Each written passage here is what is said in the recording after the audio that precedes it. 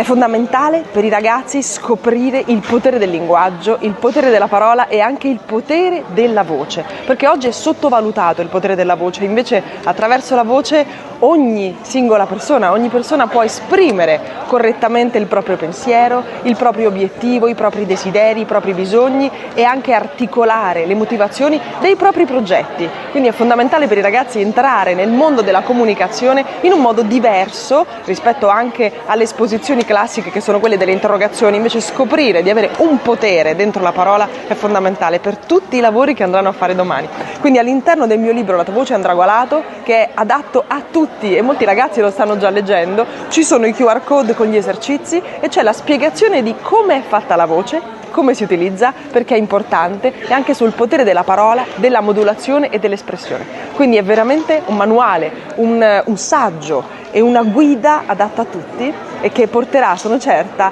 tantissimi vantaggi ai ragazzi sia nello studio che nel lavoro di domani.